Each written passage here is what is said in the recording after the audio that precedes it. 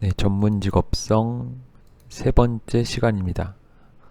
이번에는 3챕터를 다루겠고요. 3챕터에서는 보건의료 전문직업성을 가르치고 배우는 것에 대해서 이것을 중심으로 내용이 진행되어 있습니다. 네, 도입부입니다. 오늘날 전 세계 보건의료 전문직 교육에서 전문직업성은 명시적으로 교육과정의 일부분이다. 그러니까 명확히 겉으로 전문직업성을 가르친다라고 천명하고 있는 것이라고 할 수 있습니다. 우리 학교 역시 한양의대 졸업 성과에 전문직업성이 들어가 있기도 하고 또 이렇게 수업에서 다뤄지고 있고요. 아마 PMS에서도 다소간 전문직업성을 다루었던 것으로 알고 있습니다. 이렇게 교육과정에 이렇게 명시적으로 일부분으로서 전문직업성이 포함되어 있고요. 이 전문직업성이 공식, formal, 비공식, informal, 그리고 잠재, hidden 교육과정에서 어떤 방식으로 교육되는 것인지 이런 것들이 이번 챕터에서 중요한 주제가 되겠습니다. 이제 흔히 학생들은 공식 교육과정을 통해서 전문직업성을 교육받지만, 그러니까 수업에서 바로 제가 하는 이 수업처럼 공식 교육과정에서 전문직업성을 다루게 되지만 학생들은 그리고 여러분은 이 순간이 아니라 대학이 됐든 병원이 됐든 교수와 의사를 만나는 혹은 보고 접하는 모든 순간에, 그리고 그들이 교수들이 혹은 의사들이 전문직업성이 아닌 다른 것을 가르치고 있을 때조차, 그러니까 예를 들면 카데바 해부를 가르치고 있을 때조차, 혹은 이렇게 강의를 하고 있을 때조차 전문직업성을 가르치고 있는 것입니다. 그러니까 명확히 수업 시간이 이 시간은 전문직업성을 가르치는 시간이에요 라고 명명되어 있는 시간 외에도 거의 대학에서 의사와 교수 그리고 여러 보건의료인이 하는 모든 교육 상황에서 전문직업성은 암암리에 암묵적으로 가르쳐지고 있는 거죠.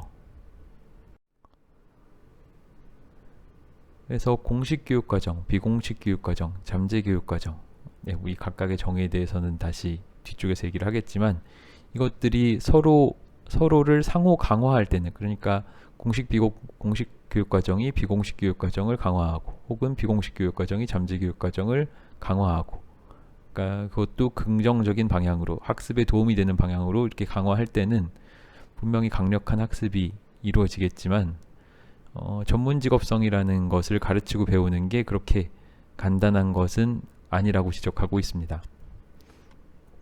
특히 이 공식, 비공식, 잠재 교육과정이라는 여러 이 세 가지 요소들이 학생에게 어떻게 전문직업성을 체화, 영어로는 embody라고 하는데 체화하는지에 대한 상반된 메시지를 보낼 때 이 문제가 훨씬 복잡해지는 거죠. 시작할 때 말씀드렸던 손 씻기 딜레마 상황이 바로 그런 것입니다. 그 상황에서 말씀드리게 되면 공식 교육 과정에서는, 그러니까 학생들이 클리니컬 스킬을 임상술기 수업에서는 손 씻기의 모든 단계를 하나하나 해야 했고 잘 해야 했고 그것을 평가받았는데 그건 공식 교육 과정이죠.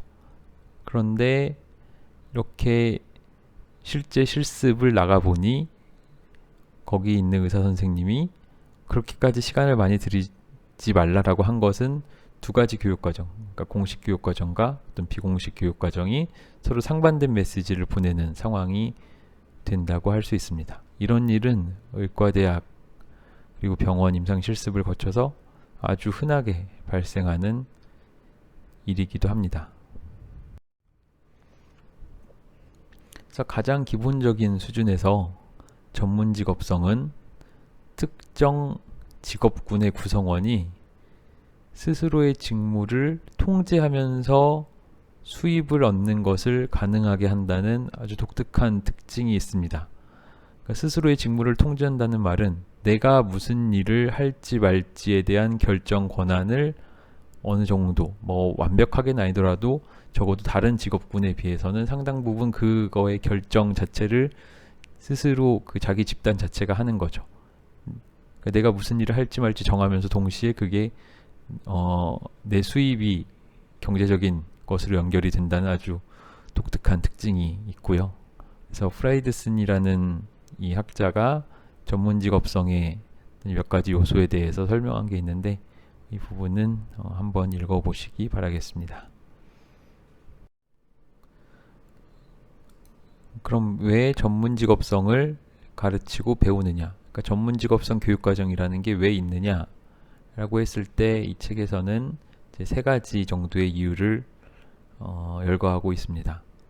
그래서 여러 규제기구에서 전문 직업성을 교육과정의 핵심으로 포함시키기를 이제 요구하고 있고요. 이건 마치 한국의 의사상에 전문 직업성이 포함된 것이라든가 의학교육 평가 인증에서 전문 직업성과 관련된 내용들을 교육과정에서 다뤄야 한다고 하고 있는 것하고도 관련이 된다고 볼 수 있습니다. 하여튼 세 가지 이유가 있는데 첫 번째 이유는 수십 년간 어떤 집단으로서 보건의료 전문직이 준수하고 있는 기준과 자율 규제에 대한 인식이 이제 부정적으로 변해온 측면이 있습니다. 그러니까 더 이상 좀 쉽게 말하면은 환자와 대중이 더 이상 보건의료 전문직을 혹은 전문직에 대한 환자의 공공의 신뢰가 떨어지게 된 거죠. 그런 것들이 신뢰의 저하가 발생했고 그 신뢰의 저하는 전문직이 사회적으로 갖는 어떤 특권적 지위에 대한 문제 제기로 이어지게 됩니다. 그러니까 요약하면은 전문직이 어떤 충분한 기준, 높은 수준이나 기준을 갖추지 못한다는 불신이 전문직업성 교육을 필요하게 혹은 그 전문직업성을 조금 더 명시적으로 가르쳐야 된다라는 요구로 이어지게 됐다고 볼 수 있고요. 두 번째 이유는 앞서 첫 번째 이유에서 어떤 환자와 대중이 의료 전문직에 갖는 신뢰가 떨어졌다고 하더라도 그게 의료의 질에 아무런 문제가 없다면 결과적으로는 미치는 영향이 없다고도 볼 수 있기 때문에 전문 직업성을 굳이 가르치지 않아도 된다라고 생각할 수도 있었겠죠. 하지만 전문 직업적 문제 행동은 그게 의료의 질 저하로 이어진다는 것이 여러 연구를 통해서 밝혀지게 됩니다. 또한 의료의 질 저하뿐만 아니라 어떤 전문 직업적 문제 행동이 의료진의 전반적인 사기 저하 혹은 도덕적인 수준의 저하와 또한 팀 협력 그 약화로 이어진다는 문제의식이 생기게 혹은 이러한 근거들이 쌓이게 됩니다. 이런 것들이 전문 직업성을 조금 더 명시적으로 시간을 들여 확실히 가르쳐야 된다라는 필요성 혹은 그런 요구로 이어지게 되었다는 게 두 번째 이유고요. 세 번째 이유는 첫 번째 지적된 것과 같이 예를 들면 환자와 대중이 전문직에 대해서 갖는 어떤 신뢰가 떨어졌다고 하더라도 그리고 두 번째 이유와 같이 그것 때문에 어떤 의료의 질에 악영향을 미친다고 하더라도 그것이 가만히 놔둬서 개선되는 혹은 향상되는 어떤 그러한 역량이었다면 굳이 시간을 내어 별도의 시간과 노력을 들여서 가르칠 이유가 조금 떨어졌을 수도 있겠습니다. 하지만 역시나 전문 직업성이 단순히 수동적 흡수를 통해서 길러지는 것은 아니라는 것을 또 깨닫게 됩니다. 그러니까 가만히 놔둬서 개선이 이루어질 것이면은 굳이 노력을 들일 필요가 없겠죠. 근데 그런 것이 아니었다는 거고요. 그렇기 때문에 전문 직업성의 발달을 그냥 잘 되겠거니 하고 운에 맡겨두기에는 너무나도 중요한 것이었다는 것을 깨닫게 되었던 거죠.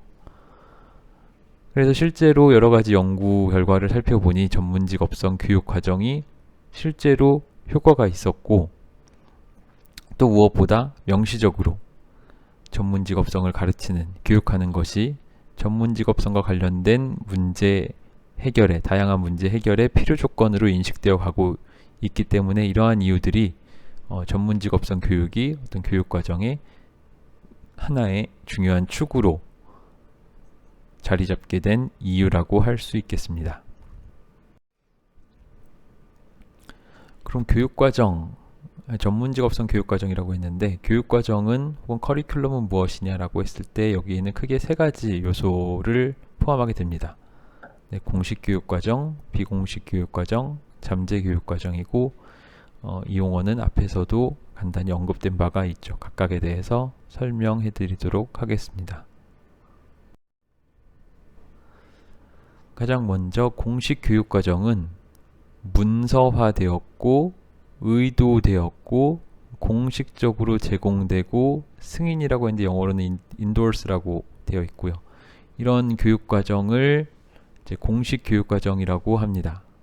공식 교육과정에 대해서는 어떤 명확히 그 교육과정에 대해 설명하는 문서가 있고요.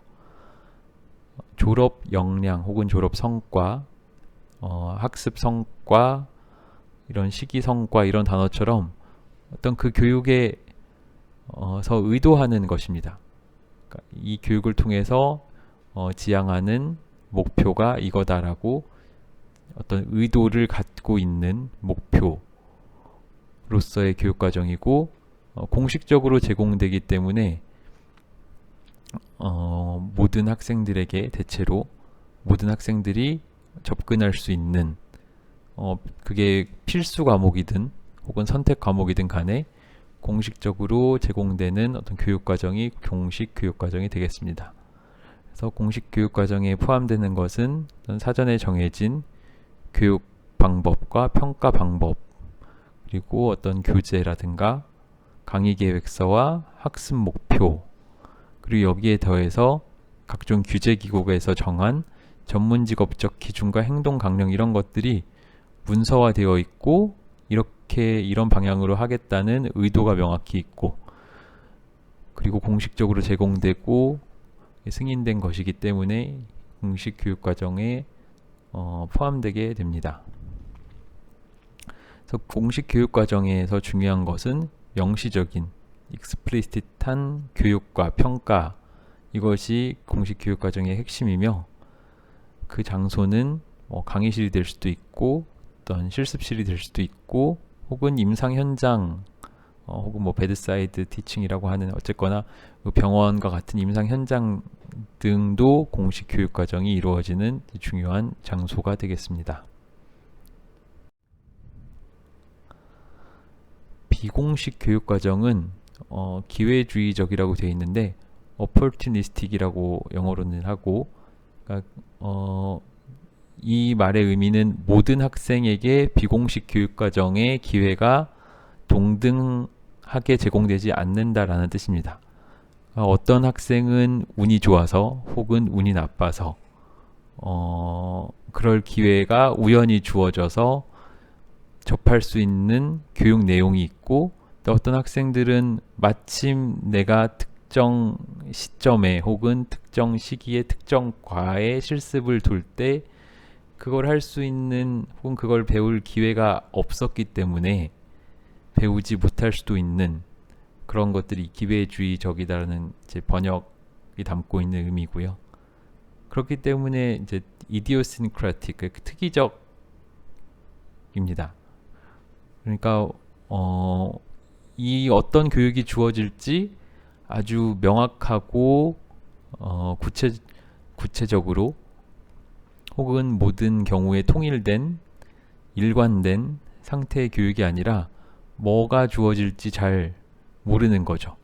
그러니까 무엇이 주어질지, 언제 주어질지, 나에게 과연 그게 그런 교육이 주어질지 말지조차 불확실하기 때문에 갑작스럽고, 이제 그렇기 때문에 계획에 없는 경우가 대부분이죠. 그런 교육 과정이 비공식 교육 과정입니다.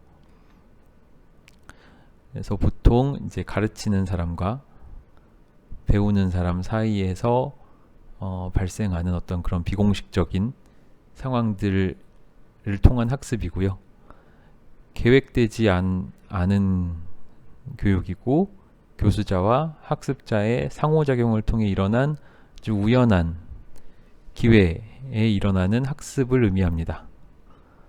그러니까 예컨대 여러분들이 캠퍼스를 지나가다가 어떤 교수님을 마주쳤고, 그 교수님과 어쩌다가 대화를 몇 마디 나누게 되었는데, 그 과정에서 무언가를 배우게 되었다라고 하면 그런 게 어떤 비공식 교육 과정을 통한 학습이 되겠습니다. 우연한 학습이기 때문에 예상치 못한 학습 성과를 낳을 수 있게 됩니다. 예상치 못한의 반대말은 앞에서 얘기했던 의도한이 됩니다. 그러니까 의도한 학습 성과를 낳을 수도 있죠. 우연한 기회에 졸업 역량 혹은 졸업 성과 혹은 시기 성과에 포함된 의도한 학습 성과를 달성할 수도 있겠지만, 우연한 기회에 발생하는 학습이기 때문에 전혀 예상하지 못했던 것을 배우게 되는 결과를 낳을 수도 있습니다. 그러다 보니 비공식 교육 과정에서는 뭘 가르쳤느냐가 중요하다기보다는 결국 그래서 무엇을 배웠느냐가 조금 더 중요하게 되고요. 무엇을 가르쳤냐가 중요한 것은 이제 공식 교육 과정에서 강조되는 거겠죠. 공식 교육 과정에서는 교육 과정에 대해서 명시적으로 문서를 통해 가르치고 어떻게 평가할지에 대한 내용이 잘 기술되어 있어야 하고, 그렇기 때문에 무엇을 가르치었느냐가 공식 교육 과정에서는 더 중요하겠지만, 비공식 교육 과정에서는 무엇을 배웠느냐가 조금 더 중요하게 됩니다. 그리고 마찬가지로 공식 교육 과정과 마찬가지로 비공식적 학습 역시 모든 곳에서 이루어질 수 있습니다. 주로 강의실과 임상 실습 어떤 장소에서 공식 교육과정, 공식적인 학습이 일어나지만, 그곳에서도 비공식적인 학습도 발생할 수 있다는 것을 의미합니다.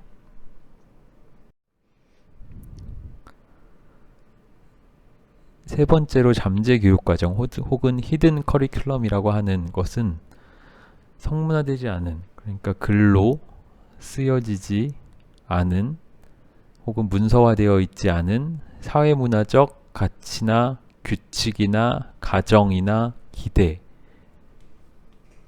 통해서 배우는, 혹은 이런 것들이 교육과정으로서 작동하는 상황을 의미합니다.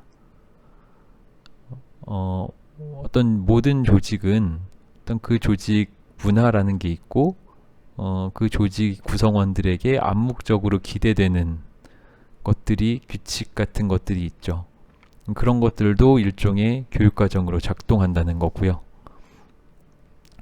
그래서 학습자는 어떤 실천 공동체의 사회화되는 과정에서 여기에 동화된다라고 했는데, 의과대학에서 실천 공동체라고 하면은 대표적으로 임상실습을 하게 됐을 때 의료행위가 이루어지는 어떤 의료진의 아주 미약하지만 그래도 그 특정과 실습을 하는 동안에는 그 실습이 진행되는 과의 구성원으로서 아주 작은 부분이라도 담당하는 식으로 그 공동체의 일원이 되게 되는데, 그 공동체의 사회화되는 과정에서 학습자가 이러한 사회문화적 가치, 규칙, 가정, 기대에 동화되고, 그 동화되는 과정에서 무언가를 배우는 그런 것이 잠재교육 과정이 되는 거죠.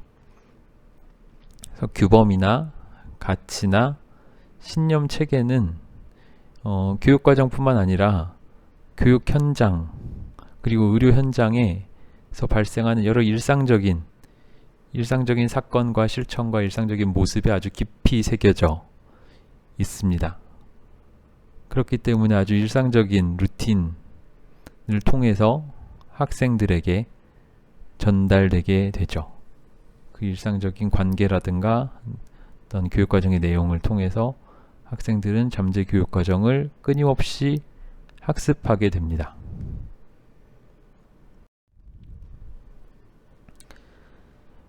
비공식 교육과정하고 마찬가지로 잠재 교육과정도 무엇을 가르쳤냐보다 학습자가 무엇을 배웠느냐가 더 중요한 측면을 갖습니다. 교수가 무엇을 가르치려고 하는 의도를 가진 교육과정은 공식 교육과정이고, 그러한 의도가 전혀 없음에도 불구하고 학생은 혹은 학습자는 무엇인가를 그 환경에서 배우게 되는데, 그렇게 배우는 게 잠재 교육과정에서 주로 초점을 맞추게 되는 것들인 거죠. 그래서 학습 환경의 구조나 문화를 통해서 암묵적으로 전달되는 메시지로부터 무엇을 배우는지에 관한 것이고요. 암묵적이라는 단어처럼 아무도 그것을 배우라고 말로써 하지 않을 수도 있습니다. 다만 학습 환경이 가지고 있는 물리적 구조나 어떤 관계적 구조, 대표적으로 어떤 아주 강력한 위계 서열 같은 게 있겠죠. 그리고 혹은 어떤 다양한 문화가 학생한테 암묵적으로 전달되고 어떤 뭔가의 무언의 메시지를 계속 보내는 거죠. 그래서 만약에 교육과정에서 전문 직업성을 가르치지도 않고 평가하지도 않는다면, 그러니까 공식 교육과정상 전문 직업성에 대한 교육이 완전히 부재하다면, 학생은 어디서 전문 직업성을 배우냐면 잠재 교육과정을 통해서 전문 직업성을 배우는데, 그 전문 직업성이란 중요하지 않다고 배울 가능성이 높겠죠. 그러니까 교육과정상의 어디를 둘러봐도, 예를 들면 시간표 어디를 봐도 전문 직업성이라는 수업 내용을 찾아볼 수 없으면 1차적으로 전문 직업성이 라는 개념이 있는지 없는지도 모를 수도 있지만,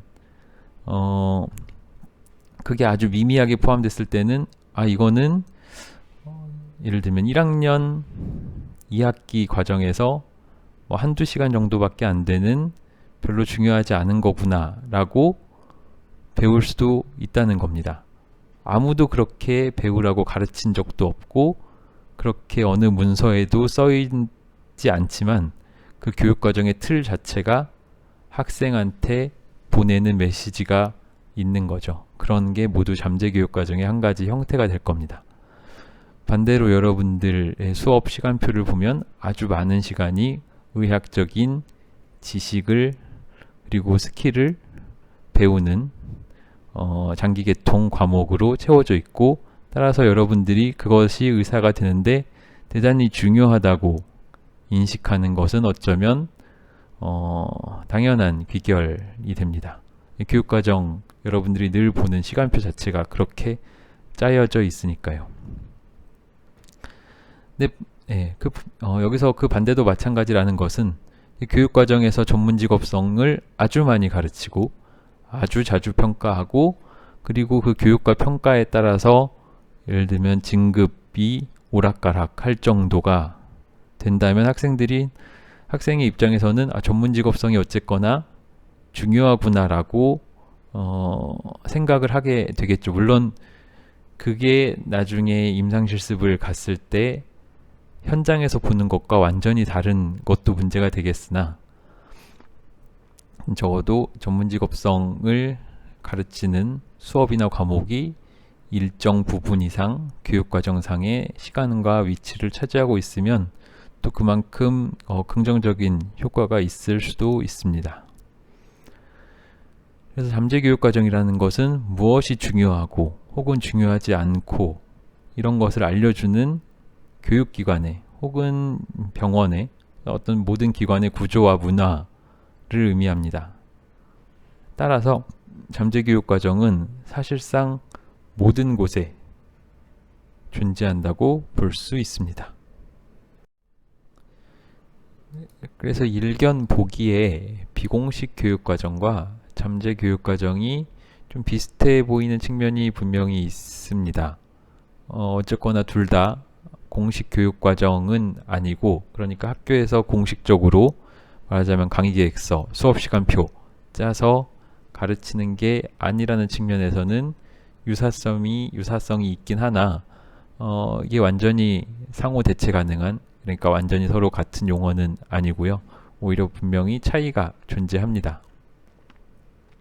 그래서 비공식 교육과정은 어떤 미시적 수준의 대인관계에 조금 더 초점을 맞추고 있고, 앞서 예시를 잠깐 들어드린 것처럼 일상 속에서 교수자와 학습자, 그러니까 교수와 학생이 비공식적으로 만나서 이루어지는 대인관계 수준의 교육, 그러니까 되게 미시적이라는 거에 초점이 있고요.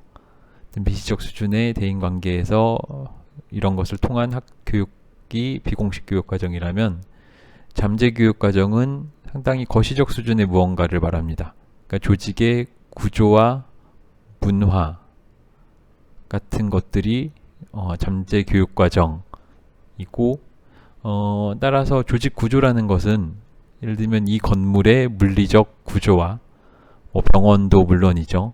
혹은 강의실의 물리적 구조에 조금 더 초점을 맞추자면 강의실의 배치와 위치, 혹은 주로 이루어지는 어떤 전체적인 어떤 시간표의 구성, 이런 것들이 다 조직 구조의 일부분을 이루고, 따라서 잠재교육과정은 어디에나 존재하고 비공식 교육과정보다 더 광범위하게 존재한다고 볼 수 있습니다. 또 조직 구조에 대해서 문득 생각이 드는 것은, 예를 들면 학교의 조직도 같은 것도 조직 구조겠죠. 행정실의 구조와 혹은 학장님을 비롯한 어떤 학장단의 구조, 학생회의 구조, 동아리, 이런 것들이 모두 다 조직의 구조를 형성하게 됩니다. 그래서 공식 교육과정과 비공식 교육과정과 잠재교육과정의 관계를 이 다음 슬라이드에서 그림으로 나타낼 텐데요. 공식 교육과정, 비공식 교육과정, 잠재교육과정을 이제 흔히 벤 다이어그램으로 표현하고 있기도 한데, 벤 다이어그램이면 가장 세 가지 원을 이렇게 1, 2번 원이 겹치는 지점, 2, 3번 원이 겹치는 지점, 3번, 1번 원이 겹치는 지점, 그리고 1, 2, 3이 모두 겹치는 지점, 이렇게 세 개를 그리는 벤 다이어그램으로 표현하기도 하지만, 보통 전문직업성에 있어서 학생은 잠재교육과정을 통해서 가장 많이 배우고, 오히려 반대로 공식교육과정에서 가장 덜 배우는 일이 아주 심심찮게 발생합니다. 그리고 또 공식 교육과정은 늘 비공식 교육과정과 잠재 교육과정의 영향을 받게 되고요. 비공식 교육과정은 다시 잠재 교육과정의 영향을 받게 되죠. 그러니까 요약하면 잠재 교육과정은 비공식 교육과정과 공식 교육과정에 영향을 줄 수 있고, 비공식 교육과정은 공식 교육과정에 영향을 준다고 볼 수 있습니다. 근데 이게 이제 반대 방향으로 작동하는 경우는 그에 비하면 상당히 드물고, 그럼에도 불구하고 이 공식, 비공식, 잠재 교육과정의 경계가 아주 명확하지는 않고 아주 모호한 상황도 많고, 그래서 서로 영향을 주고 받는다고 볼 수 있습니다. 공식, 비공식, 잠재 교육과정에 대해서 이제 설명을 했고, 이제부터는 각각의 그 세 가지 교육과정에서 전문직업성을 어떻게 가르쳐야 하는지에 대해서 설명을 하도록 하겠습니다. 어떻게 가르쳐야 되는지를 설명을 하겠다고 하니 마치 이거는 교수가 학생이 아니라 교수에게 필요한 것처럼 느껴질 수도 있겠습니다만, 결국 어떻게 가르쳐야 하는지는 어떻게 배워야 하는지, 그러니까 비록 현재 우리 학교에서 그렇게 여기서 얘기하는 이 책에서 저자들이 얘기하는 방향대로 혹은 그런 방식으로 전문직업성 교육과정이 짜여져 있지 않더라도, 여러분들이 실제로 스스로 학습을 할 때는 어떤 식으로 전문직업성을 학습해 나가야 하는지를 깨닫는데, 혹은 그런 걸 이해하는데 상당한 시사점이 있을 거라고 생각합니다. 그래서 우선 공식교육과정 측면에서 살펴보겠습니다. 공식 교육 과정상에서 전문 직업성이 다뤄지면은 그럴 필요가 분명히 있다고 앞서 이제 몇 가지 이유를 들어서 설명을 드렸는데, 그럼에도 불구하고 전문 직업성을 공식 교육 과정에 통합하는 것은 이제 상당히 어려운 일입니다. 이제 통합이라고 하면 여러분들이 다른 장기 계통 과목을 생각해 보시면 알 수 있을 것 같습니다. 다른 장기 계통, 지금 하는 다른 블록 과목들을 생각해 보시면 한 과목 내에 기초와 임상, 그리고 기초와 임상의 여러 과들이 같이 수업을 다 같이 들어오시는 방식으로 수업이 과목이 구성되어 있죠. 물론 그렇게 과목에 참여하시는 여러 교수님들이 과목에 따라서는 아주 서로 밀접히 논의를 하셔서 조금 더 수업 간 관계를 유기적으로 잘 짜여지게 하는 경우도 있고, 아닌 경우도 있지만 어쨌거나 한 과목 내에 여러 과의 교수님들이 같이 들어와서 가르치고 계십니다. 근데 전문 직업성도 사실 그렇다는 얘기를 하고 있는 거죠. 그래서 전문 직업성 역시 지금 제가 이렇게 별도의 전문 직업성이라는 시간을 내서 전문 직업성 수업을 하고 있지만, 이렇게 따로 떨어져서 다뤄져야 한다기보다는 여러 교실 혹은 여러 과의 경계를 가로지르는 주제이기 때문에 그런 식으로 통합되어 수업이나 교육이 이루어지는 게 필요하다고 할 수 있습니다. 근데 물론 전문 직업성을 다루는 어떤 공식 교육 과정이 학교마다도 다르고, 또 교육 단계, 우리 학교로 치면 1시기, 2시기 이런 거가 될 수 있겠죠. 학교마다도 다르고 교육 단계마다도 다르기 때문에 이러한 것 때문에 전문 직업성을 어떻게 통합해야 되고 어떻게 가르치고 배울까에도 결국 영향을 미치게 되고, 또 학교마다 어떤 가용자원, 대표적으로 수업의 가용자원이면 교수나 수업 장소 같은 게 될 텐데, 각 학교의 철학이나 교육의 방향, 원칙 혹은 가용 자원의 차이 때문에라도 어떤 전문 직업성 교육 과정은 상당히 학교마다 다른 양상을 띠게 됩니다.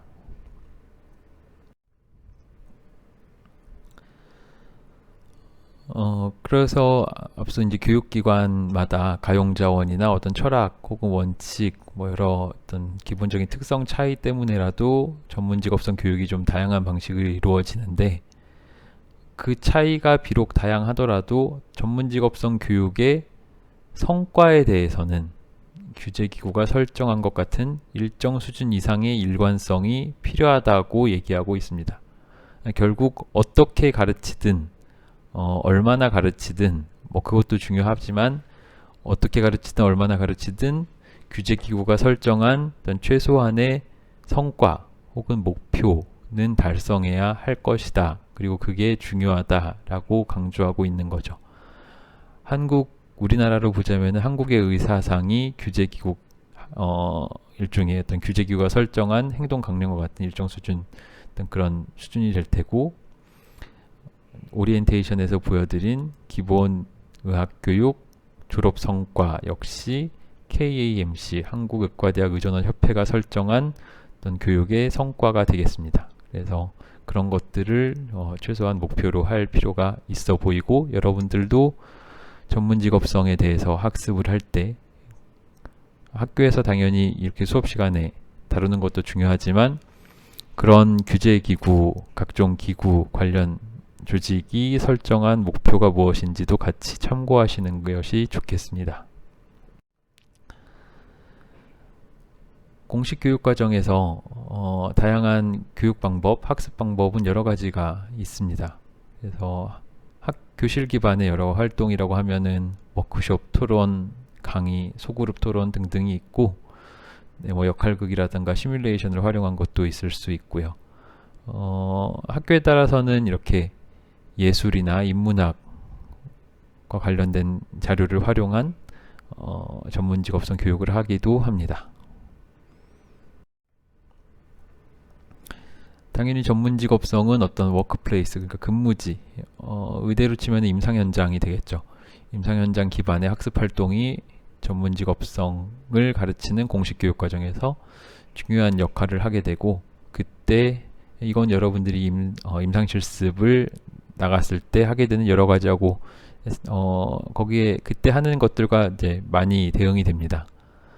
실제로 경험을 하면서 또 경험에 대해 성찰하면서 배우고, 환자를 여러분들이 직접 뭐 초진을 하거나 예진을 하거나 신체 검진, 병력 청취한 것에 대해서 교수님들이나 어떤 교육 담당 전공의가 피드백을 주기도 하고, 케이스 발표를 하기도 하고, 베드사이드 티칭도 있고, 멘토십이나 포트폴리오 같은 것들이 근무지 기반에서 프로페셔널리즘, 전문 직업성을 가르치는 활동 방법, 교육 방법이 되겠고, 그 외에도 당연히 혼자 어떤 주도적으로 뭔가를 찾아보고 읽는 것도 전문 직업성을 배우는 좋은 방법이 될 것입니다. 학교에서 가르치는 교육이 특히 전문 직업성과 관련된 내용이 많이 부족할 수 있는데, 이런 것들은 여러분들이 스스로 충분히 다양한 자료를 통해서 학습할 수 있는 방법이 있다고 볼 수도 있고요. 여러 전문 직업성 교육에서 공통적으로 확인되는 요소들이 있습니다. 그래서 교육 방법이나 뭐 시간이나 그런 것들이 다양할 수는 있겠지만, 어쨌거나 한결같이 환자 중심적 접근을 익히는 것이 중요하다는 것을 강조하고 있고, 또 성찰적인 실천, 성찰이 중요하다는 것을 가르치고 있고, 또 의료 행위에 대한 윤리적 접근이 중요하다는 것들, 뭐 이런 것들을 공통적으로 가르치고 있다고 합니다. 근데 이 공식 교육 과정에서 다루는 전문 직업성이 보통 이제 학습자 입장에서는 그다지, 그러니까 학생들 입장에서는 이런 공식 교육 과정이 불만스러운 일이 이제 드물지 않고, 근데 그럼에도 불구하고 이 책의 저자들은 충분한 시간이 할애되지 않은 것을 그 한 가지 이유로 보고 있기도 하는 것 같습니다. 그럴 수도 있죠. 그러니까 예를 들면 이제 지금 본과 1학년 2학기 수업이라고 했을 때, 이런 식으로 제가 하는 전문 직업성 교육에 불만스러워하는 학생들이 분명히 있을 수 있어요. 네, 그게 이제 시간을 많이 배정할 경우 개선될 여지가 있다는 얘기는, 시간이 적다는 것 자체가 이러한 수업이나 내용의 상대적으로 중요도를 덜 할당하고 있다, 덜 중요하게 본다는 것을 암묵적으로 전달하고 있는 부분이 분명히 있어서, 학생이 느끼기에는 뭐 그다지 중요한 것도 아닌 거라고 기본적으로 생각을 하고 있다면, 그 수업 자체가 이제 불만스럽게 느껴지고, 반대로 뭔가가 되게 중요하다고 생각되는 경우에는 오히려 그 수업이 적다는 것에 대해서 불만을 갖게 될 수도 있겠죠. 늘 정해진 답이 있는 건 아니겠지만, 아무튼 공식 교육 과정, 전문 직업성 공식 교육에 대해서 불만스러워하는 일은 우리나라만의 문제는 아닌 것 같습니다. 또 반대로 전문 직업성 교육이 교육 과정의 다른 요소예컨대 여러분들이 이번 학기 그리고 지난 학기 했던 어떤 해부 실습과 잘 통합되어 있지 않는 경우도 많아서, 또 이런 것들이 전문 직업성 교육, 특히 공식 교육 과정에 대해서 학생이 불만을 가지게 하는 그런 이유 중에 하나가 되기도 하는 거죠.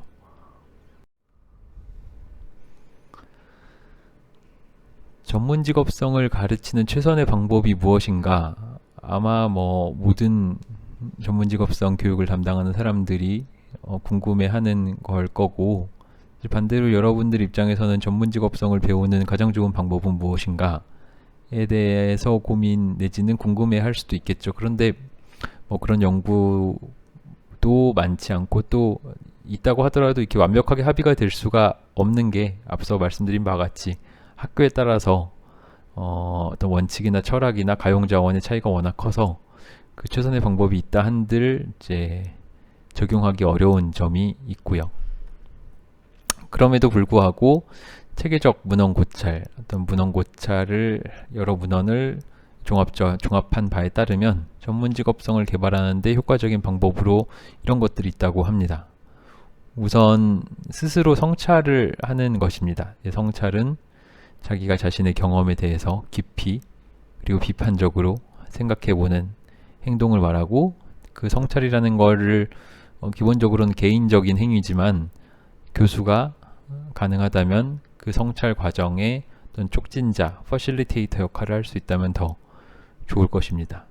그리고 멘토링, 어떤 멘토 멘티의 어떤 장기간에 걸친 관계, 그런 것들이 전문 직업성 개발에 효과적인 방법이 되고, 또 롤 모델링은 역시나 전문 직업성을 익히는데 혹은 어떤 학생이 전문 직업성을 함양하는 데 대단히 큰 영향을 주는, 혹은 사회화 과정에서도 아주 큰 영향을 주는 게 이 롤 모델 혹은 롤 모델링이 되겠습니다.